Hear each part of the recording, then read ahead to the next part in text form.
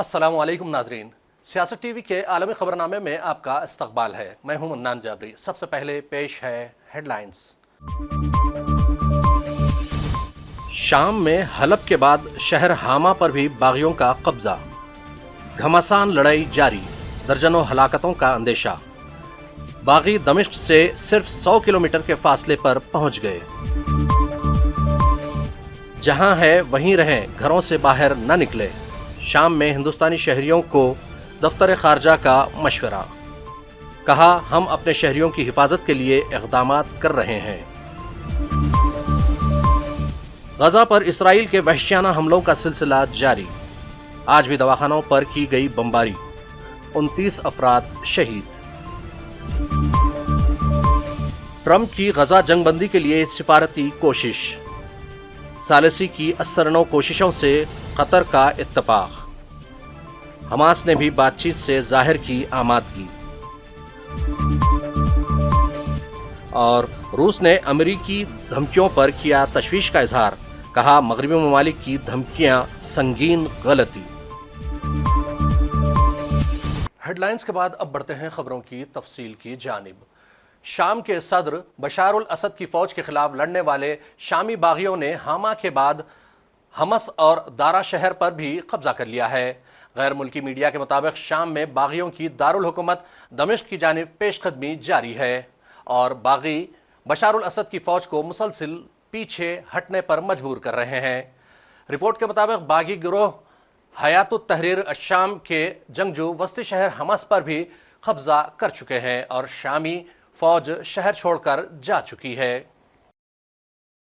اسی دوران ہندوستانی دفتر خارجہ نے شام کے حالات پر تشویش ظاہر کی ہے اور دمشق اور شام کے مختلف علاقوں میں موجود ہندوستانی شہریوں سے کہا ہے کہ وہ جہاں ہے وہیں رہیں، گھروں سے باہر نہ نکلیں، جبکہ یہاں کے شہریوں کو بھی مشورہ دیا گیا ہے کہ وہ شام جانے سے گریز کرے۔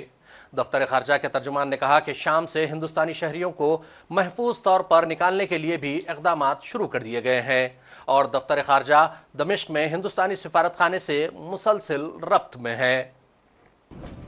90 Indian nationals we understand. There are also several Indians there who are working with UN organizations. Our embassy is in regular touch with our Indian nationals for their safety and security.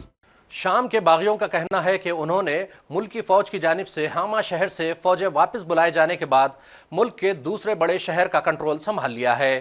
اسے صدر شام Bashar al Assad کے لیے ایک اور دھکا قرار دیا جا رہا ہے۔ عسکریت پسند تنظیم حیات تحریر الشام کے رہنما ابو محمد الجولانی نے حاما میں فتح کا اعلان کرتے ہوئے اعادہ کیا کہ بدلہ نہیں لیا جائے گا۔ اس سے پہلے ایچ ٹی ایس کے جنگجوؤں اور اس کے اتحادیوں نے شدید جھڑپوں کے بعد حاما کی مرکزی جیل پر قبضہ کرتے ہوئے کئی قیدیوں کو رہا کروایا تھا، جبکہ فوج نے اعلان کیا تھا کہ اس نے اپنے دستے شہر سے باہر تعینات کر دیے ہیں۔ حاما میں 10 لاکھ افراد آباد ہیں اور یہ حلب کے جنوب میں 110 کلومیٹر کی دوری پر واقع ہے۔ واضح رہے کہ باغیوں کی جانب سے حلب شہر پر ایک اچانک حملے کے بعد گزشتہ ہفتے قبضہ کر لیا گیا تھا۔ شام میں اپوزیشن گروپوں کی پیش قدمی جاری ہے اور اس صورتحال سے فائدہ اٹھاتے ہوئے صہیونی ناجائز مملکت اسرائیل نے شام کی سرحد کے ساتھ اپنی فوجیں بڑھانا شروع کر دیا ہے۔ غیر ملکی خبر ایجنسی کے مطابق اسرائیل نے مقبوضہ گولان کی پہاڑیوں کے اطراف بھی فوج بڑھا دی ہے۔ اسرائیلی فوج مقبوضہ گولان کی پہاڑیوں کے اطراف باڑ لگانے میں مصروف دیکھی گئی۔ ادھر اقوام متحدہ کا کہنا ہے کہ شام میں جاری لڑائی میں اضافے سے صرف ایک ہی ہفتے میں 2,80,000 افراد بے گھر ہو چکے ہیں۔ رپورٹ کے مطابق اقوام متحدہ کے ورلڈ فوڈ پروگرام میں ایمرجنسی کوارڈینیشن کے سربراہ سمیر عبدالجابر نے جنیوا میں صحافیوں کو بتایا کہ 27 نومبر سے اب تک ہمارے سامنے 2,80,000 بے گھر افراد موجود ہے۔ اس میں ان لوگوں کی تعداد شامل نہیں ہے جو حالیہ کشیدگی کے دوران لبنان سے فرار ہوئے تھے۔ طویل خانہ جنگی کا شکار رہنے والے ملک شام میں حیات التحریر الشام ایچ ٹی ایس کے جنگجوؤں کی جانب سے ایک ہفتے تک جاری رہنے والے حملوں کے دوران بڑے پیمانے پر لوگ بے گھر ہوئے ہیں۔ شمالی غزہ میں کمال عدوان دواخانے پر اسرائیلی حملے میں کم از کم 29 افراد شہید ہو گئے۔ غزہ کی سول ڈیفنس ایجنسی کا کہنا ہے کہ شمالی شہر بیت اللاہیہ کے کمال عدوان ہسپتال کے ارد گرد اسرائیلی حملوں میں طبی عملے سمیت 29 افراد شہید ہو گئے۔ اسپتال کے ڈائریکٹر حسام ابو سفیہ نے AFP کو بتایا کہ دواخانے کے شمالی اور مغربی اطراف میں فضائی حملوں کا ایک سلسلہ جاری ہے جس میں شدید اور براہ راست فائرنگ کی گئی۔ ادھر غزہ کے المواسی پناہ گزین کیمپ پر اسرائیل کی بمباری کے نتیجے میں 24 گھنٹوں کے دوران شہداء کی تعداد 50 سے تجاوز کر گئی۔ غیر ملکی خبر رساں ادارے کے مطابق غزہ کے المواسی پناہ گزین کیمپ میں فائرنگ سے بے گھر فلسطینیوں کے خیموں میں آگ لگ گئی جس کے نتیجے میں 20 سے زائد فلسطینی شہید ہو گئے۔ دوسری جانب غزہ پر اسرائیلی حملوں میں 24 گھنٹوں کے دوران شہداء کی تعداد 50 سے تجاوز کر گئی۔ ادھر اسرائیلی وزیر دفاع اسرائیل کاٹس نے کہا کہ حماس پر بڑھتے دباؤ کے باعث غزہ میں جنگ بندی کے امکانات ہیں۔ امید ہے حماس کے ساتھ آئندہ مذاکرات میں جنگ بندی پر اتفاق ہو جائے۔ مزید یہ کہ لبنان جنگ بندی کے باوجود اسرائیلی فوج کے جنوبی لبنان میں فضائی حملے جاری ہے جس کے نتیجے میں مزید 12 افراد شہید ہو گئے۔ نو منتخب امریکی صدر ڈونلڈ ٹرمپ کے نامزد ایلچی برائے مشرق وسطی اسٹیو وٹکوف نے غزہ جنگ کے معاملے پر نومبر میں قطر اور اسرائیل کے وزرائے اعظم سے ملاقاتیں کی۔ امریکہ کی جانب سے اشارہ ملتا ہے کہ ملاقات کے نتیجے میں قطر نے ثالثی کا کردار دوبارہ شروع کر دیا ہے۔ خبر کے مطابق امکان ہے کہ حماس کے مذاکرات کار بات چیت کے نئے دور کی سہولت کے لیے دوحہ واپس جائیں گے۔ واضح رہے کہ نومبر 2024 کے آغاز میں برطانوی خبر رساں ایجنسی کے ایک رپورٹ میں امریکی اہلکار کے حوالے سے بتایا گیا تھا کہ امریکہ کی جانب سے قطر سے مطالبہ کیا گیا ہے کہ حماس کی قیادت کو ملک بدر کیا جائے، جس پر قطر نے حماس قیادت کو بھی امریکی مطالبے سے متعلق واقف کروایا تھا۔ روس نے محدود ایٹمی حملوں کے امکان سے متعلق امریکی دھمکیوں پر تشویش کا اظہار کیا ہے۔ روسی وزیر خارجہ سرگئی لاوروف نے امریکی صحافی ٹکر کارلسن کو بتایا کہ روس کی جانب سے ریڈ لائن نہ کھینچنے اور اس سے منتقل کرنے کے بارے میں مغربی ممالک کا بیان انتہائی سنگین غلطی ہے۔ اس طرح کی دھمکیاں واقعی تشویشناک ہے کیونکہ اگر وہ اس منطق پر عمل کر رہے ہیں جسے کچھ مغربی ممالک حال ہی میں دہرا رہے ہیں کہ وہ یہ نہیں مانتے کہ روس کے پاس ریڈ لائن ہے، تو انہوں نے اپنی ریڈ لائن کا اعلان کر دیا ہے۔ ان ریڈ لائن کو بار بار آگے بڑھایا جا رہا ہے، یہ بہت سنگین غلطی ہوگی۔ وائٹ ہاؤس کی پریس سیکریٹری کرائن جین پیئر نے 7 دسمبر کو واشنگٹن ڈی سی میں ہنٹر بائیڈن کی معافی کے بعد پہلی پریس بریفنگ کی۔ اس موقع پر انہوں نے کہا کہ کوئی بھی قانون سے بالاتر نہیں ہے۔ یاد رہے کہ اپنے فرزند پر رشوت کے الزامات کے حوالے سے جو بائیڈن نے کہا تھا کہ یہ سیاسی نوعیت کے ہیں۔ The president was reticent when he tried to encourage him to pardon Hunter Biden, and I think that is his son, obviously, and I think that's important to note.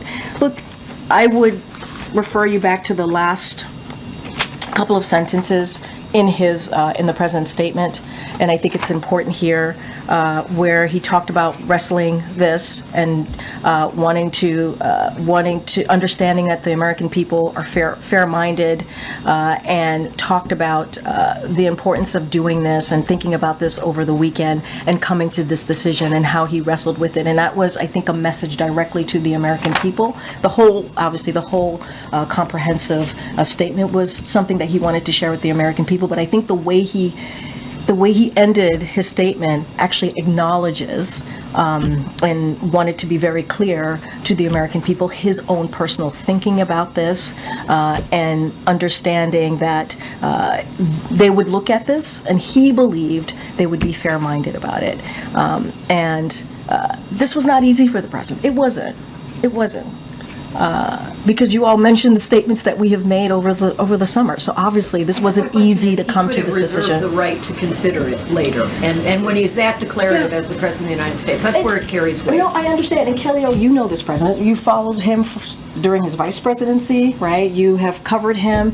When he's asked a question directly, he answers it directly. So we are where we are. So does he regret that he had misled the public about what would eventually happen? Look, what I will say is he laid out his thought process. He talked about the underlying facts of the case. He thought it was very important. That was part of the first paragraph. France की parliament ने वज़ीर आज़म Michel Barnier के खिलाफ तहरीक अदम एतमाद मंजूर कर लिया। Michel Barnier को 3 माह वज़ीर आज़म रहने के बाद ओहदे से फारिग कर दिया गया। फ्रांसीसी पार्लियामेंट के 331 अरकान ने अदम एतमाद के हक में वोट दिया। बाएं बाजू और इंतहाई दाएं बाजू की जमातों ने अदम एतमाद के हक में वोट दिया। वज़ीर आज़म ने असम्बली से मंजूरी के बगैर खुसूसी इख्तियार के तहत बजट नाफिज किया था। पार्लियामेंट की मंजूरी के बगैर बजट का नाफिज करना वज़ीर आज़म बार्नियर की माजूली की वजह बना। मिशेल बार्नियर को सदर इमैनुअल मैक्रोन ने 3 माह पहले वज़ीर आज़म मुकर्रर किया था। इससे कबल 1962 में तहरीक अदम एतमाद पर फ्रांस की हुकूमत फारिग हो गई थी। अमेरिका के नौमुंतखब सदर डोनाल्ड ट्रंप ने साबिक सीनेटर डेविड पर्ड्यू को चीन में सफ़ीर के लिए मुंतखब किया है। गहरे अदम एतमाद और तिजारती तनाव की वजह से ताल्लुकात को आगे बढ़ाने में मदद के लिए उन्होंने कारोबारी तजुर्बा रखने वाले एक साबिक सियासतदान को इस ओहदे के लिए चुना है। डोनाल्ड ट्रंप जो 20 जनवरी 2025 को ओहदा संभालेंगे ने कहा कि वो चीनी सामान पर 10% इजाफी महसूलात आयद करेंगे। अमेरिकी मुंतखब सदर ट्रंप ने भी इंतखाबी मुहिम के दौरान चीनी अशिया पर 60% से जायद टैक्स की धमकी दी थी। और आखिर में फिर एक मर्तबा नजर डालते हैं हेडलाइंस पर। शाम में हलब के बाद शहर हामा पर भी बागियों का कब्जा। घमासान लड़ाई जारी, दर्जनों हलाकतों का अंदेशा। बागी दमिश्क से सिर्फ 100 किलोमीटर के फासले पर पहुंच गए। जहां है वहीं रहें, घरों से बाहर न निकले। शाम में हिंदुस्तानी शहरियों को दफ्तर खारजा का मशवरा। कहा, हम अपने शहरियों की हिफाजत के लिए इक़दामात कर रहे हैं। गजा पर इसराइल के वहशियाना हमलों का सिलसिला जारी। आज भी दवाखानों पर की गई बमबारी, 29 अफराद शहीद। ट्रंप की गजा जंगबंदी के लिए सिफारती कोशिश। सालिसी की असरनौ कोशिशों से कतर का इत्तफाक। हमास ने भी बातचीत से जाहिर की आमादगी।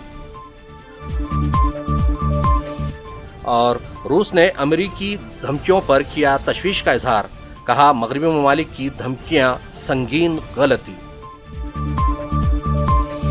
खबरनामे का सिलसिला यहीं इख्तिताम को पहुंचता है। मन्नान जाबरी को सियासत टीवी की पूरी टीम के साथ दीजिए इजाज़त और देखते रहिए सियासत टीवी। अल्लाह हाफिज़।